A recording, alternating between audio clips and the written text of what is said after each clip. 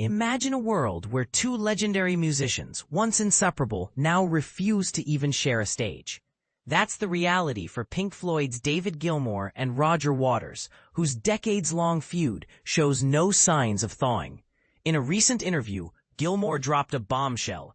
"There is no possible way I would ever perform with Roger Waters again." But here's where it gets even more intriguing. This isn't just about creative differences. It's personal, political, and deeply rooted in a history that's as complex as Pink Floyd's iconic soundscapes.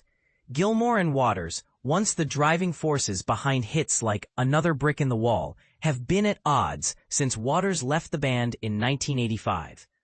Fast forward to 2024, and the two sold their music rights to Sony Music for a staggering sum exceeding $500 million. Yet, despite this monumental deal, their rift remains unbridgeable. When pressed on what it would take to reunite, Gilmour's response was unequivocal: nothing. But here's where it gets controversial.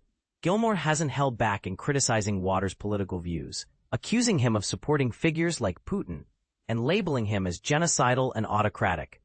The tension escalated earlier this year when Gilmour's wife, lyricist Polly Samson, publicly called Waters anti-Semitic to his rotten core. During an online debate about Israel and Ukraine, Waters fired back, dismissing her comments as incendiary and wildly inaccurate. Samson later clarified her stance, explaining she felt compelled to speak out to avoid confusion about her husband's association with Waters.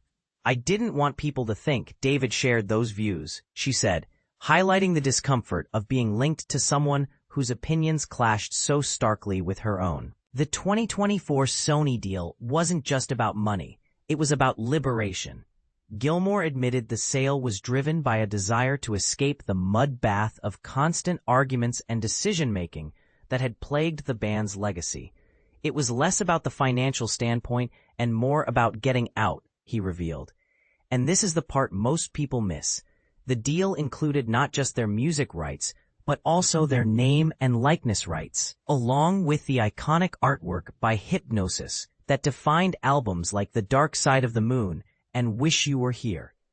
This wasn't just a business transaction, it was a symbolic severing of ties. Here's the burning question: can art truly outlive the artist's personal conflicts?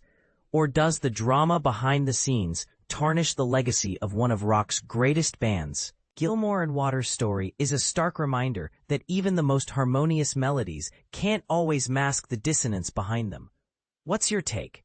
Does their feud diminish Pink Floyd's impact, or is it just another chapter in rock's messy history? Let's hear your thoughts in the comments.